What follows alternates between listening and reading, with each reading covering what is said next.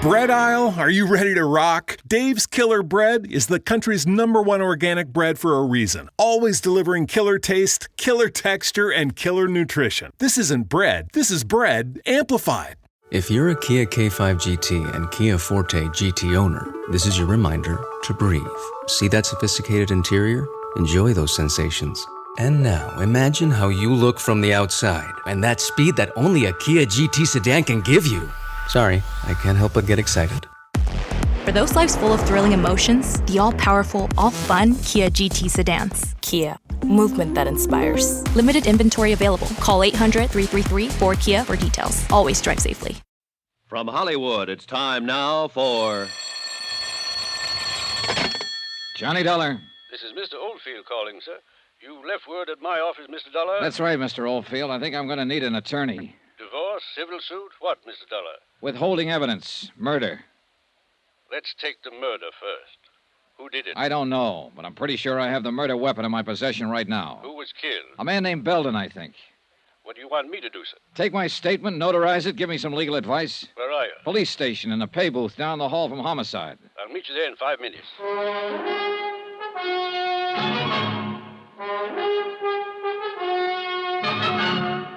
Tonight and every weekday night, Bob Bailey in the transcribed adventures of the man with the action-packed expense account, America's fabulous freelance insurance investigator. Yours truly, Johnny Dollar.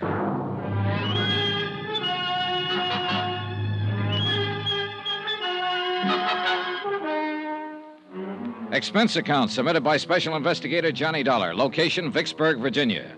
To Special Investigator Johnny Dollar for personal reasons. Attention, Chief Accountant, Eastern Seaboard Casualty Insurance Corporation, Providence, Rhode Island. Dear Jim, I'm attaching my own expense sheet to your bill for clarification purposes. Expense account item 10, 10 cents. 1 cup of coffee at the counter in the lobby of the Vicksburg Police Station while I waited for Samuel W. Oldfield, attorney at law, to appear. He was there in exactly 5 minutes. Mr. Dollar? That's right. Sam Oldfield, sir. You're the only one here in the lobby, so I figured you were the right man. Yeah. Cup of coffee, Mr. Oldfield? No thanks. Gives me heartburn. But now sit down, will you? That was a pretty interesting phone call. Tell me, who are you, sir? Johnny Dollar. I'm a private insurance investigator. Mm-hmm. How'd you get my name? I looked it up in the yellow pages of the telephone directory. You don't live here in Vicksburg? No, I'm from Hartford, Connecticut. All right, sir. Now, tell me about the murder and the withholding of information. Maybe I better start from the top. Go right ahead any way you like. Well, 2 days ago, I flew down here to investigate a small burglary at the Plantagent Hotel. It was already solved by the time my plane got in. Police? Yeah. I had nothing better to do, so I waited around the hotel bar for my return reservation back to Hartford. Then I happened to walk outside to the parking lot for a breath of fresh air. I saw a woman and a man standing there arguing. When I got close to them, the woman asked me to help her. I did. How do you mean? Well, the man she was with started to act like a kid. He got rough, so I shoved him away. Go on.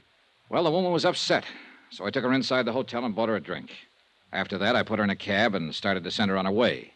She started to act sick about that. Wait. Is this the woman whose picture was in the paper tonight? The one who died of poisoning and the police don't know who she is? Yeah. I don't know who she is, Mr. Oldfield. Except that her name's Amy Duran. I found out her name because I found her purse and there was a gun in it. A .38 Colt registered to a man named O'Connell. I checked on the gun here at headquarters, went out to the address and found out O'Connell was a bank guard and had died about a year ago. I talked to his wife, Teresa O'Connell. While I was there, the man I'd seen the night before showed up. His name's Paul Dameron. Now, I didn't tell him or Mrs. O'Connell about the gun. I came down here to give it to the police and tell them. But when I got here, Lieutenant Akins was pretty busy trying to solve the murder of a man named Belden, who had been shot with a .38 3 times. There are 3 slugs missing from the gun I found. You got a light, sir? Yeah. Here you go. When you found Amy Duran's purse, why didn't you turn it over to the police? Oh, I thought Well, somehow I thought maybe I could help the girl. I mean, her last words before she died were, help me. And for some reason or other, I thought maybe I could. Do you have any cards or letters, anything like that? Something that says you're what you say you are, sir? Yeah, sure. Let's see.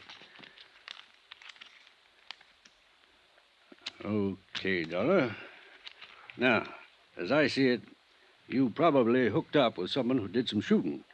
And that's what worries you. I want you to take my statement and notarize it before I turn the gun in. That'll protect you some. If they want to get nasty, they can, though. You know that. Yeah, I know. Well, as I see it, the main job here is to try to keep you out of trouble.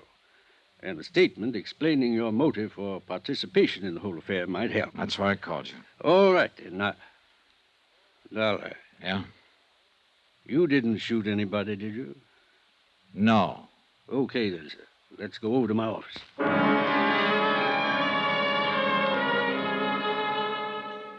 We did, and I made the necessary statement, and Mr. Oldfield notarized it. After that, I went back to the Vicksburg police station to talk to Lieutenant Akins. The .38 I'd found in Amy Duran's purse was still in my pocket, and her words were still in my mind. Help me. Please help me.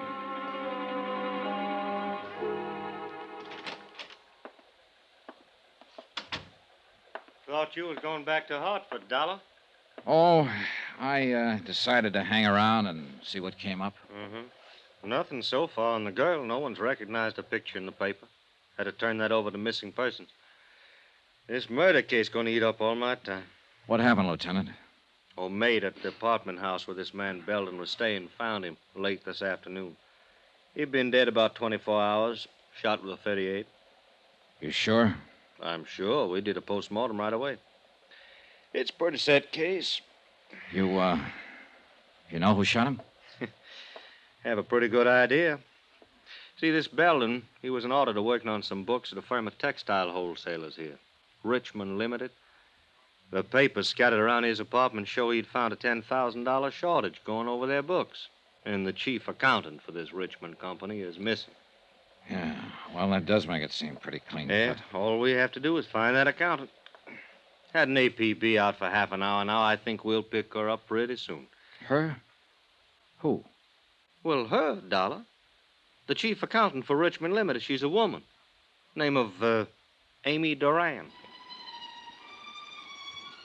To all appearances, Amy Duran had been guilty of embezzling money and murdering the auditor Belden who discovered the shortages in her books. I didn't tell Akins that his suspect was the girl lying in the morgue at the moment unidentified. I knew that it was only a matter of minutes before her sister or Paul Dameron would be down to identify her. And for the third time, I didn't tell Lieutenant Akins about the gun. I knew if I turned that over to him, it would be a closed case all around. And somehow I didn't want it closed on Amy Duran. Not that way. For that reason, I went back to my hotel room for a couple of hours, and then about 9 o'clock that night, I found myself over on Polk Street at Teresa O'Connell's house once more.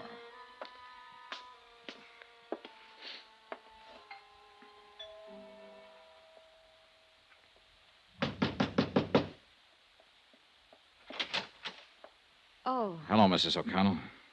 Oh, Mr. Dollar, isn't it? Yes. Oh, Mr. Dollar, I had the most awful news tonight. My sister Amy, she's dead.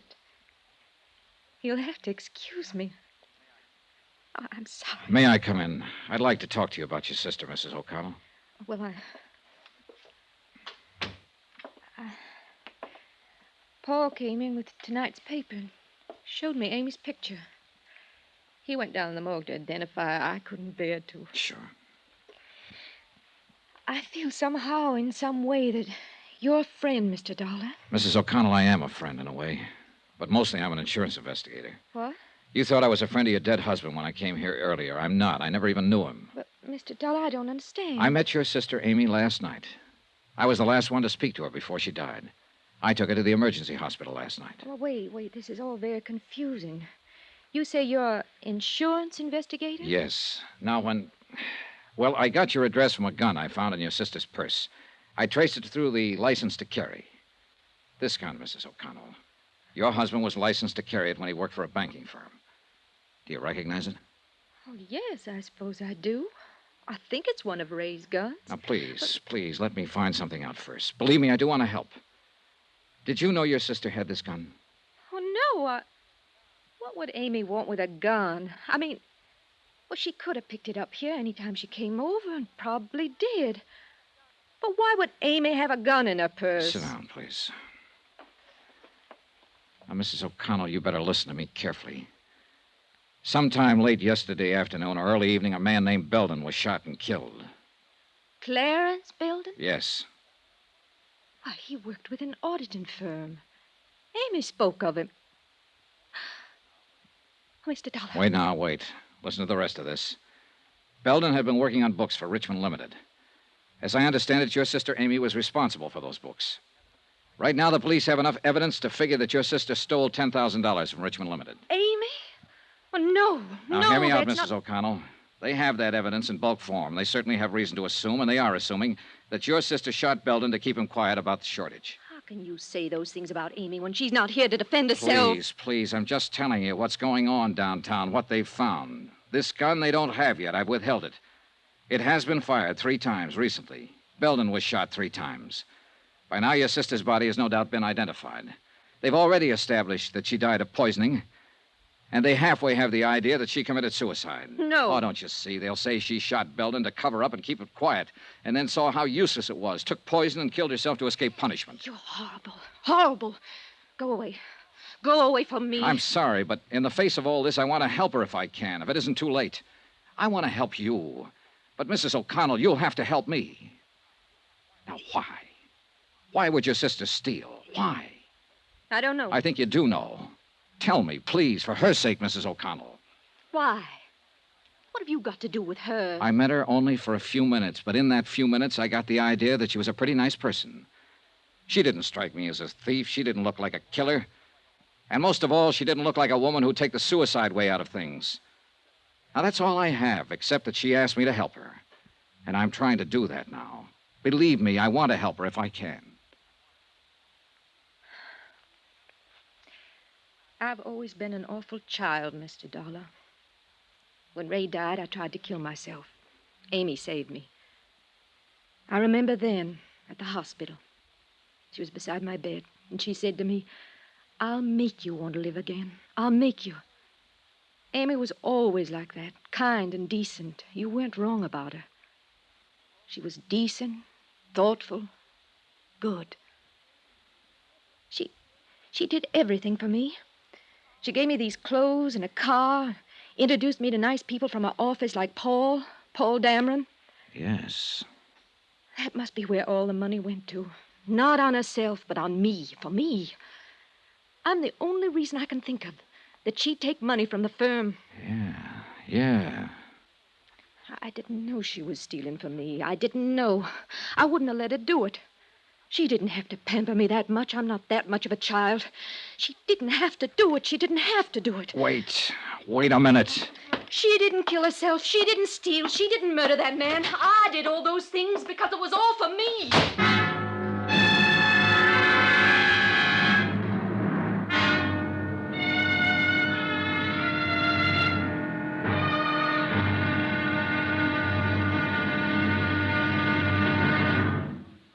Now, here's our star to tell you about the final intriguing episode of this week's story. Tomorrow, all the evidence comes true. A helpless dead girl gets her help. Join us, won't you? Yours truly, Johnny Dollar.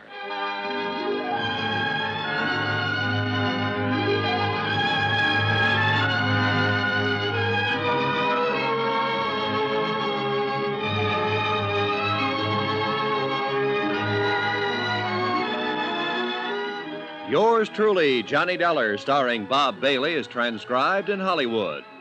Written by John Dawson, it is produced and directed by Jack Johnstone.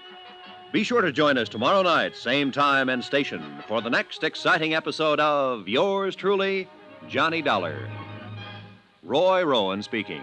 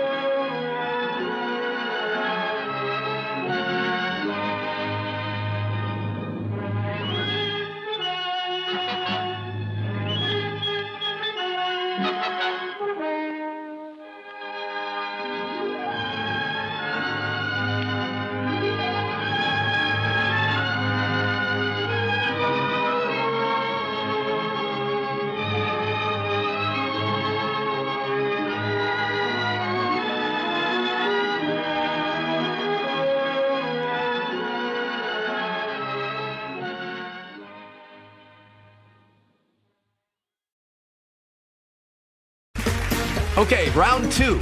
Name something that's not boring. A laundry? Ooh, a book club.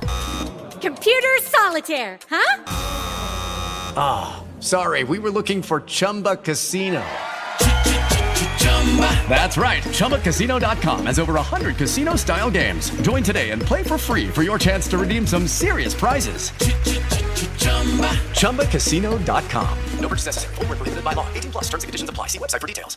It is Ryan here, and I have a question for you. What do you do when you win?